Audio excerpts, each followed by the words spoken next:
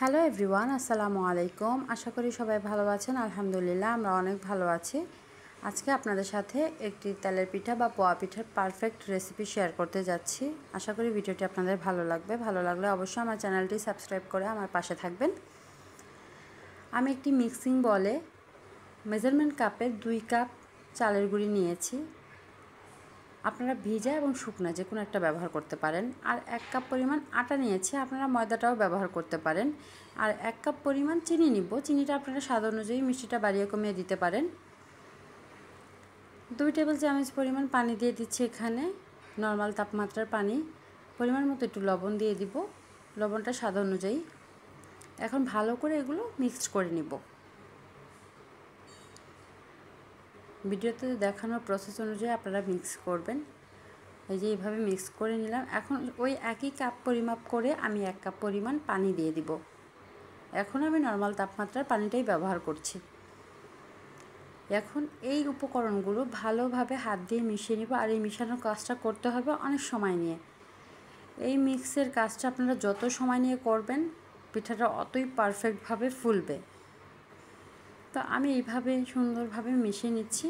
মিশানো হয়ে গেলে আমি 20 মিনিটের জন্য এই গোলাটা রেস্টে রাখবো। তো আমার এখন এখানে কমপ্লিট। এখন 20 মিনিটের জন্য ঢেকে এক সাইডে রেখে দিব। ফিরে আসলাম 20 মিনিট পরে। তো এখন আমি একটি গোল চামচের সাহায্যে পিঠার মিশ্রণটাকে আরেকটু নাড়িয়ে নিব। এই পর্যায়ে কিন্তু মিশ্রণটা আরেকটু ঘন হয়ে গিয়েছে, আপনারা দেখলেই বুঝতে পারবেন ঘনত্বটা। ভালো করে নেড়ে চেড়ে আমি এই ফাঁকে তেল গরম করতে দিয়ে দিয়েছি। এখান থেকে 1 চামচ পরিমাণ মিশ্রণ আমি তেলের মধ্যে দিয়ে দিলাম। একটা গোল চামচ নিলে কি হবে, সবগুলো পিঠা একই সাইজের হবে, দেখতেও খুব সুন্দর লাগবে। তো মাশাআল্লাহ করে দেখেন পিঠাগুলো ফুলে একবারে সুন্দরভাবে ফুলে উঠেছে, দেখতেও কিন্তু খুব সুন্দর হয়েছে। আমি এই একই প্রসেসে সবগুলো পিঠা ভেজে নিব। আর আপনাদের সাথে আমি একটা পিঠা ভেজে দেখাচ্ছি, কারণ না হলে ভিডিওটা অনেক বড় হয়ে যাবে, আপনারা বোরিং ফিল করতে পারেন, আপনাদের দেখতেও ভালো লাগবে না শেষে।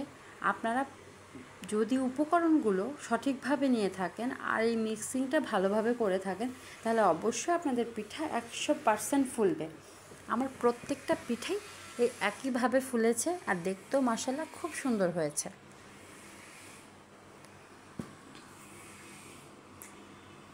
আমি সবগুলো পিঠা আপনাদের দেখাবো, ভাজা হয়ে গেলে সবগুলো আপনাদের দেখাচ্ছি। আপনারা দেখলেই বুঝতে পারবেন কতটা সুন্দর এবং পারফেক্টভাবে আমার পিঠাগুলো হয়েছিল।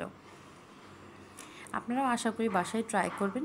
ট্রাই করলে বুঝতে পারবেন একদম পারফেক্টভাবে আপনাদের পিঠাগুলো 100% ফুলে উঠবে। মাশাআল্লাহ, এই যে পিঠাগুলো এখানে রয়েছে